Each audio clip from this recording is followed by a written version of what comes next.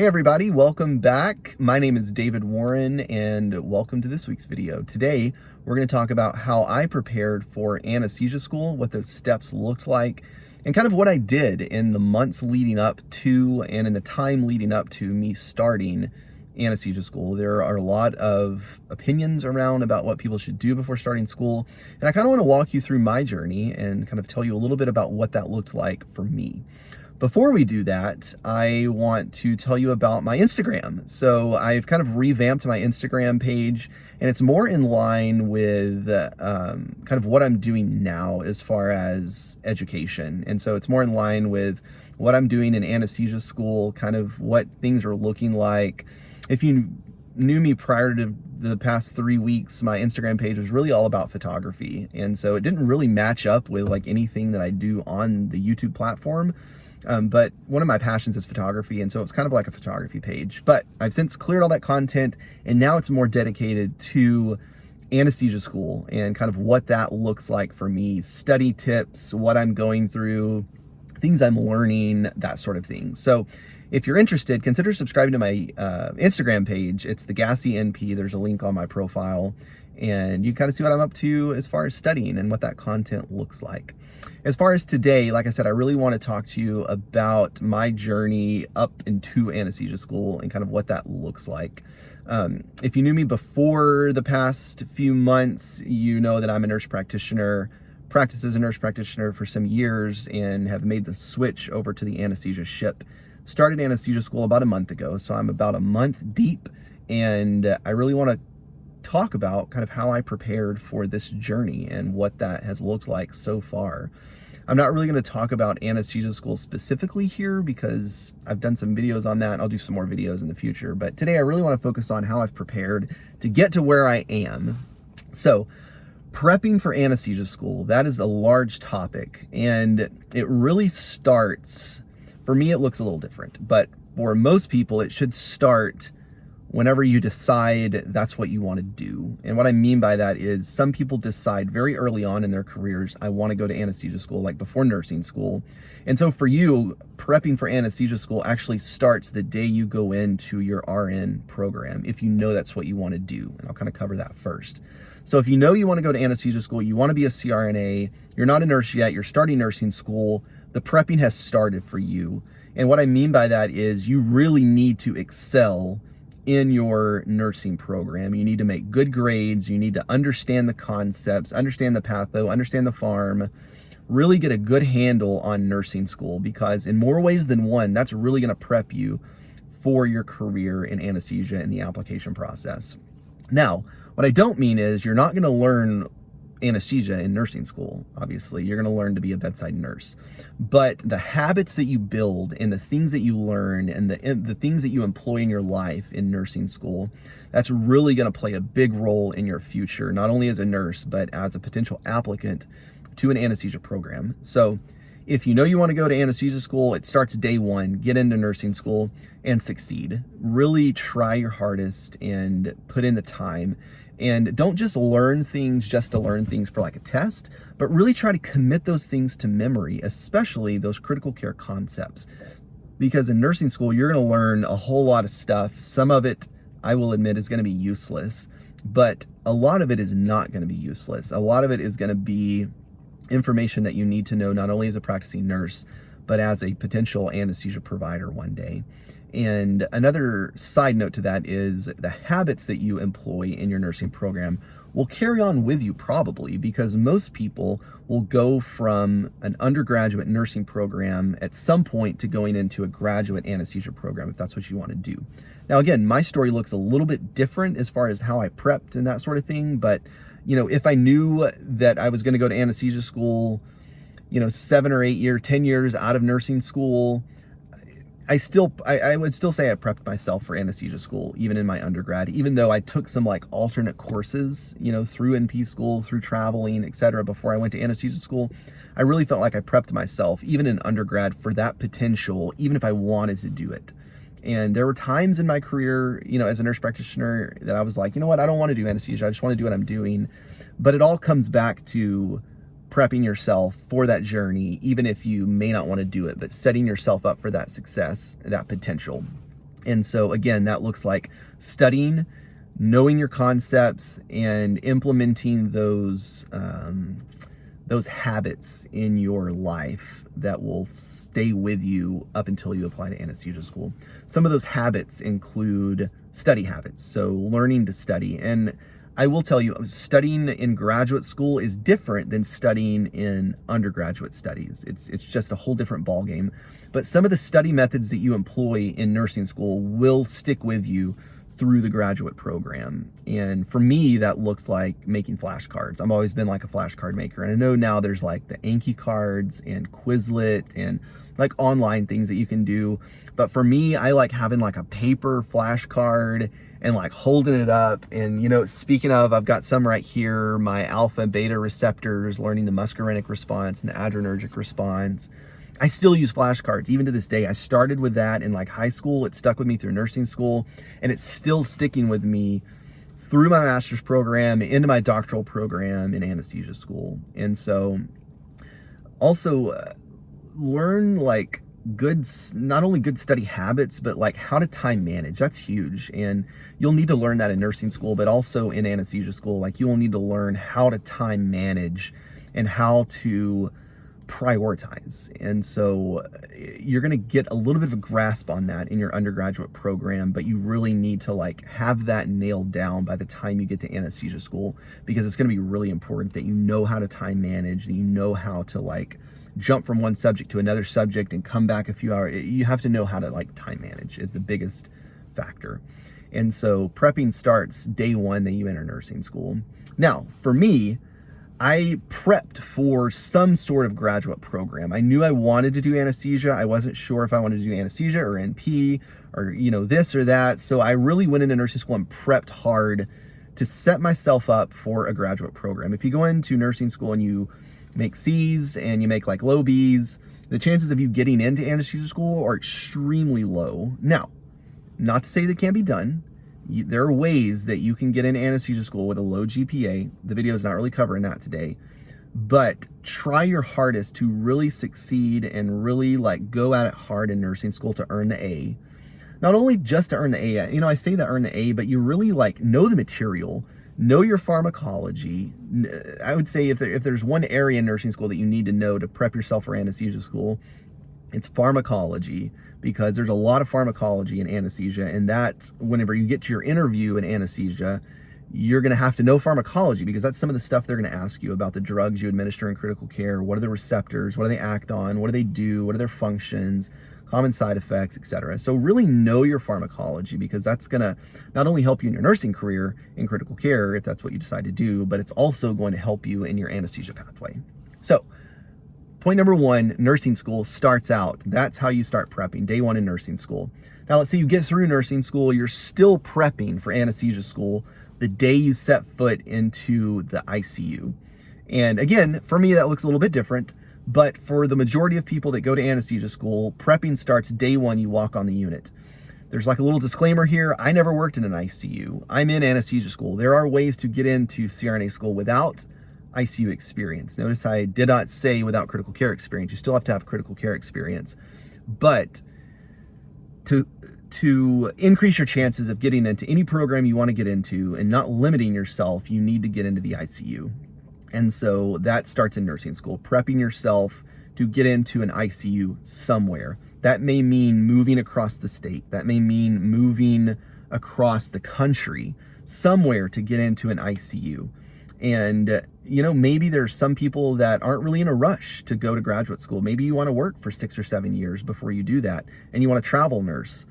You're still prepping yourself for anesthesia school by the methods of employment that you take, or by the study habits, by the things that you do as a professional nurse, reading journal articles, staying up to date on practice, things like that. There are still things you do post-licensure that will help you in your path to anesthesia school, specifically getting a job in the ICU. What ICU? You know, a lot of CV ICU nurses go to CRNA school. Getting into just a general ICU, I think, is, as a new grad, is going to be one of the best things you can do, because you're going to get a broad range of experiences. You're going to deal with central lines, you're going to deal with art lines, you're going to deal with surgery patients, you're going to deal with medical patients. You know, if you get into like a level 1 trauma center and you get into like a super subspecialized ICU, of course you can still go to anesthesia school doing that. That's great. And you're still going to learn. But I think getting into an ICU where you get a wide range of pathology is going to be super key in preparing you. And that preparation starts the day you walk on the unit. So ask for the hard assignments. Once you get into the rhythm of being an ICU nurse and you're out of like your orientation period as a new grad, take the hard assignments, learn all you can, ask the attendings, why are you doing X, Y, and Z intervention when we usually do, you know, X, Y, and Z intervention? Why are we switching things up? Or why are we doing this? Or why are we doing that? Why is the best question you can ask whenever you want to start prepping for anesthesia school. Because anesthesia school applicants are scientists. They're looking at the why. They're not really monkeys going about, you know, doing tasks. It's more than task oriented. It's really asking the question, why? Why are we doing this? Why are we doing that? Why are we hanging this drip versus hanging that drip? Or why are we doing this intervention and not this intervention? And so it really starts with asking why. And so that's the best thing you can do, is step on the unit and really dig deep and ask why. Why does my patient have X, Y, and Z symptoms with this pathology? Or why do they have these symptoms with this particular pathology? And you really need to understand that to be a good applicant to a CRNA program. You really need to have a good basis in physiology, a good basis in pathophysiology, and a good basis in pharmacology. Those are like the areas that you really need to excel in to be a good anesthesia applicant. And so it starts whenever you get into the ICU. Now, let's say you've been in the ICU, you're ready to apply. What can you do to like bump your application and to get up there? The first thing I would say is you need to look at your grades and see what your grades are. So, you know, if you're a well-performing student and you got A's in your undergrad programs, then you're probably set there. You know, you could probably skip this part of the video because if you have good grades, there's really not a whole lot you can do to improve that. Now, let's say you had a few C's in there. You can still get into anesthesia school with some C's on your transcript, okay? I had some C's on my transcript. I took some dual credit classes in high school that counted as college credit. And I really wasn't the best student in high school. I just kind of fudged around and, you know, did things, had fun, studied a little. I really didn't study. I didn't study in high school. I did well in high school, but it wasn't for me like prepping and studying. But I took an advanced anatomy and physiology class, dual credit in high school. And in the second part, I got a C. And so that's like, you know, 17-year-old me is not really thinking about, oh, hey, this is going to affect me, you know, later on down the road. And I think a lot of people probably resonate with that. Like, I think a lot of you probably did the same thing. You know, you're in college and you're having fun, you're partying and you're doing things that college students do, and you're not really thinking at 18 years old, and you may make a bad grade. And the cool part is, I think most anesthesia programs understand that. They understand that, you know, you were young at once and you may have made a bad grade. Now, if those bad grades continue and you make C's through nursing school and you really, you know, didn't apply yourself, then that's a different story. But, you know, if you made like 1 or 2 C's on your transcript, I don't think that's going to somehow inhibit you from anesthesia school. Now, you do need to be able to explain that. And I didn't have to explain that the C on my transcript. I made a C in microbiology and in the anatomy class. I didn't really have to explain those because when I applied to anesthesia school, I already had a master's degree and I had a 4.0 in my master's degree. So they could see that, you know, in like 2008, this guy had a C, but, you know, in like 2014, when he's 24, 25 years old, he's made straight A's in a rigorous graduate program.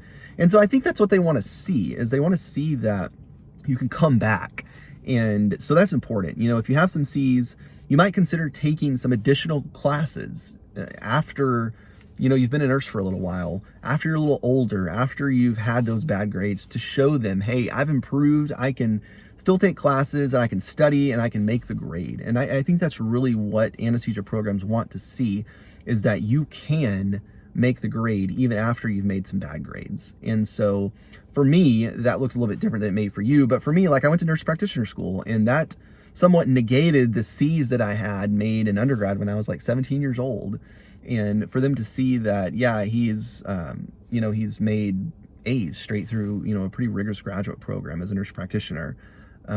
So maybe you should consider retaking some classes if you've done that. And I think that's kind of up to you if you should. If you think it's going to improve your GPA or improve your chances, you should probably go back and take it. Anesthesia programs really want you to be brushed up on chemistry and physics. And so if I had any advice for you, if you didn't take General Chemistry 1-2, Organic Chemistry 1-2, or Biochemistry, I would say you need to take those because that will really boost your application. And so taking the hardcore chemistry classes, again, most nursing programs don't require you to take chemistry, but doing that outside of your nursing program, outside of your normal studies for nursing school, will show the committee that you are committed to doing what it takes to get into a CRNA program. And so they're pretty stringent on some of the chemistry requirements. Some programs require it, some programs request it, meaning, hey, it's not necessary, but it's recommended. And then some programs may not even care if you take it or not. But I will say, from being a first-year SRNA, you do need to take some kind of chemistry. Like, chemistry needs to be somewhere in your brain, whether it be recent or remote, if you can just brush up on the notes. But like, I'll give you an example. For my first pharmacology test coming up here in a few days, we're talking about pKa's and ionization and ion trapping and weak acids and weak bases, and we're talking about hydrolysis reactions and all of those things that you learn in, not really in general chemistry, but I learned that in organic chemistry. So you need to get the general chemistry out of the way, and you need to take, I would say, take at least Organic Chemistry 1. I took Organic Chemistry 1 and 2, but you really need to take organic chemistry because I think that will help you in your studies, especially in pharmacology, because whenever we're learning about like phase 1 reactions and we're studying hydrolysis, and instead of just like memorizing, oh, hydrolysis is a phase 1 reaction and it like cleaves water to a molecule, usually to like an ester, instead of like memorizing that, if you've taken organic chemistry, you can really like understand that concept, and you can see and understand what hydrolysis is, where the electrons are moving, what's doing what in the reaction. And so I think that's the difference in like taking a chemistry class and then just like memorizing like reactions on a page, if that makes sense. So organic chemistry will really help you. Maybe it's not required, but I would say it helped me because when I'm studying through like, and I read hydrolysis, just like an example, I can like know what that is and kind of like see the reaction going on in my brain. It like brings back memories. So I kind of know what's going on there. So take some extra classes, get some grades, make sure your grades are good. Those are things that will kind of boost your chances at getting an interview. Once you get your interview, you really need to brush up on your clinical skills, on pharmacology, on patho. I'm not really going to go into the interview part here because that can be like a whole video on itself. But most of the time for the interview, you're going to get asked clinical questions. So you need to know physiology, pathophysiology, pharmacology, CCRN. Once you get to that interview stage, once you have submitted your application, you've taken your GRE, if they require that. There's a lot of programs that don't require the GRE now. So if my program didn't require the GRE, so if your program requires a GRE, get a study book, study up on the GRE, go take it, ace it, and then you can apply. Some programs require CCRN. I just mentioned that a second ago, kind of in passing, but I'll hit on that a little bit. Most, I would say probably half programs require CCRN. Most of them want it. I don't have my CCRN. So it really just depends on what program you apply to. And a lot of the admission requirements will really depend on the program you apply to. And so if you know you want to go to a certain program, look up their admission requirements, see what you need to get, and that will really tailor what you need to do. If you need to do the CCRN or if you need to do the GRE, that will really kind of associate what you're going to do and how you're going to go about doing it, and you can kind of time manage from there. So I would say if you have the ability to get your CCRN and it's something you want to do, go for it. It can't hurt you. It can only help your application. It certainly will not hurt. So consider doing the CCRN if that's something you're so inclined to do. All right, so you have good grades, you have your GRE down if you need it, you have your CCRN, you've studied that. For your interview, you've studied up, you've aced your interview, and you got an acceptance. Now, this is kind of the point I wanted to get to. What do you do from the time you're admitted to the time you start? Sometimes that's a short turnaround, sometimes it's a long turnaround. Some programs admit up to like a year and a half in advance, and so you may be sitting on yourself for like a year. And then sometimes you may be only sitting on yourself for a few months before you go to anesthesia school. For me, it was only a few months before I started, before I found out I got accepted and the time I needed to start. So for me, in the time before you're interviewing and in the time before you're accepted, you really need to save money. You can obviously take out loans, but you really need to save as much money as you can. And so for me, that was travel nurse practitionering. I'm not gonna say travel nursing because I wasn't a travel nurse, but practicing as a nurse practitioner in a travel capacity. And for me, that was going up to Alaska. I'm sure you've seen some of my other videos about what it's like working in Alaska. Saving up as much money as you can, however that looks for you. If that's travel nursing, if that's, staying at your employee job and, saving up money, save as much money as you can, because you probably will have to take out loans. In other videos, I've talked about how I don't have to take out loans. I have enough money saved up that I can live comfortably, pay tuition for 3 years and be good. I've had a bit of a change of heart on that.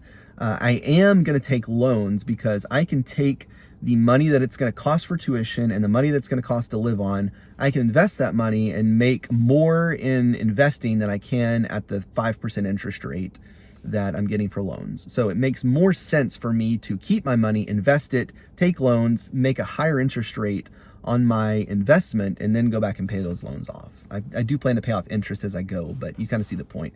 If you have that money and you want to pay, I would say take loans, because you can, with the market, especially this last year, you can put your money in and you're going to get more than a 5% return, almost guaranteed. So that's a tidbit of information there. That's more finance than anything. It's not a financial podcast or a financial video, so we're not really going to go into that. Point is, save as much money as you can, because you're going to need it. And you really aren't going to have time to worry about money in the time that you're going into school or the time that you're starting school. Okay, next point is take vacations. Take vacations, relax. People are like, what are you going to study before you go into anesthesia school? You're going to like brush up on stuff. I'm like, dude, I'm not brushed up on anything. I'm taking 3 months off, doing nothing, and then hitting anesthesia school hard. And that's exactly what I did. I didn't touch a book. I didn't study. I didn't brush up on anything from the time I got accepted to the time I started. I literally took 3 months off of work, stayed at home, enjoyed it. I was lazy. I slept in. I ate food. I went running, hung out with friends. I didn't do anything for 3 months, and it was fabulous. Let me tell you, it was perfect. Took a few small trips, a few small like short vacations. Didn't go anywhere big, but overall I did nothing for like 3 months. And that was probably one of the best decisions that I could have done for myself, because the truth is, once you get into a CRNA program, they're going to teach you everything you need to know. There's really not much you can study or brush up on that's going to help you in the anesthesia program, because once you start, it's like drinking from a fire hydrant. You're going to be hit with so much material, you don't even know what hit you. And so you're going to have so much to study that, and the chances are it's probably nothing that you brushed up on, because it starts with like basic science fundamentals, physiology, science courses, some anatomy, that sort of thing. The stuff you brush up on is not really going to be applicable to when you start anesthesia school. So the best thing you can do is take a break, whatever that looks like for you. Take a month, take 3 months, take a few weeks, go somewhere, go to Hawaii, go to Canada hiking, go somewhere, or stay home and sleep and do nothing. Don't open a textbook, don't study. CRNA programs will teach you what you need to know not before you get in there. CRNA programs will teach you what you need to know when you get there and when you start. There's nothing you need to do before. Now, all of that to say, take some breaks. Enjoy your time if you're going to anesthesia school, because you're going to need it. That's really all I have for you right now. Thanks for watching today. If you have comments, comment below. What did you do before anesthesia school? One last point I want to make that I just thought of. You need to get a new computer and probably a tablet before you start anesthesia school, because those are going to be your best friends. I don't really use any paper type thing. I make, like I said, make some note cards, but I have everything on my iPad. I have Notability, apps to organize everything, lectures on my iPad, lectures on my computer.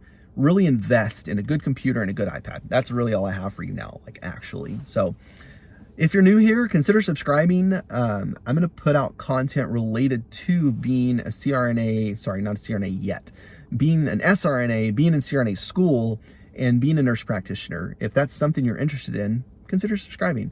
Comment below if you are an SRNA or if you're a CRNA, What are your tips before you get into anesthesia school? What did you do? What did that look like for you? And I'm sure it looks different for like everybody. So comment below. Tell me what your thoughts are. I would love to hear them. Thanks again for watching, and I'll see you next time.